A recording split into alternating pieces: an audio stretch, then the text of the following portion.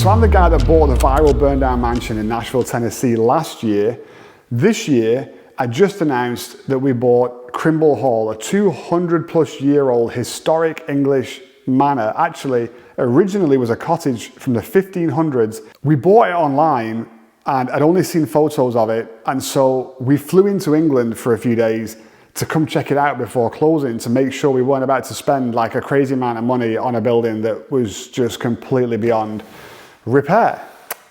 This is the video of those few days.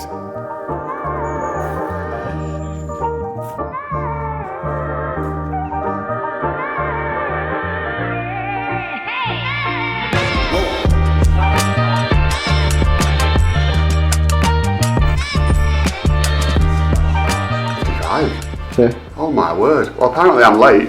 It's 9:55 and I think it is Thursday. We're going to go and see the new house for the first time properly today. Feeling a little bit better than yesterday, so that's good. But I haven't got time to chat because apparently I'm late, so.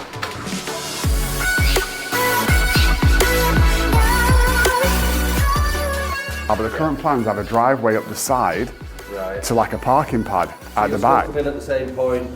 Yeah, so he's gonna put like a winding road in for the 5 houses. Have you seen anything of this or not? Okay.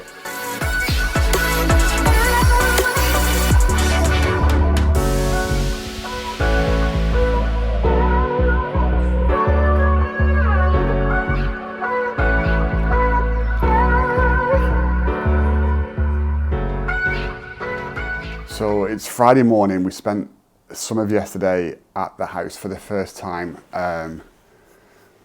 Obviously I'm really excited. Look, I'm super tired. This trip has just been like so much travel with the Uganda and everything else, so this is like the best I've got right now. But we spent the day at the house. It's a weird one, you know. It looks like it did in the pictures.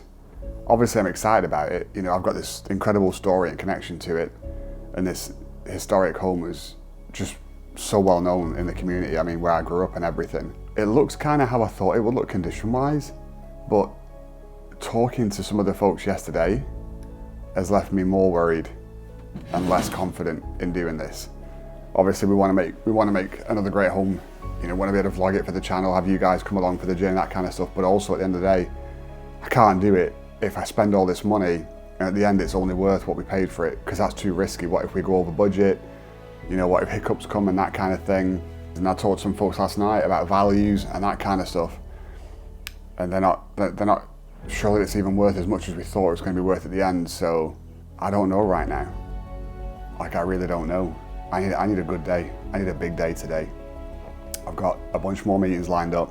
We need some good news. We need some positive news. I need some people that are confident in what they're doing when they look at this thing and how quick they can get it done. And, you know, with some solid numbers. And we really need to get a handle on this. Otherwise, this whole trip's going to be for nothing and it's going to be a waste of time, which is pretty frustrating. So I'm getting a bit emotional actually, because this is where we celebrated our wedding, and yeah, I don't know what else to say, but it's just some memories, I suppose. Dude, it's small for a wedding venue. I don't know. I can't believe how many tables we got in here. So this all went wrong when Linda went to England for her father's funeral, because up until that point, I wasn't buying the Crimble and I had kiboshed that idea pretty well. But then she goes over to visit. Turns out that a family friend was a friend of the guy that owned the place. Next thing you know, I'm on the phone with them figuring out a deal. So it's all Linda's fault, yes.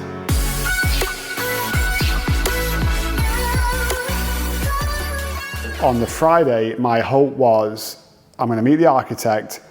This is somebody that should know what he's talking about. Like, he should have a handle on estimated costs and these kind of things. Like, I really need to get some clarity around just how big of a project this is and whether we're going to be able to pull it off or not. Thankfully, Frank is a super nice guy and really had a lot of positive things to say.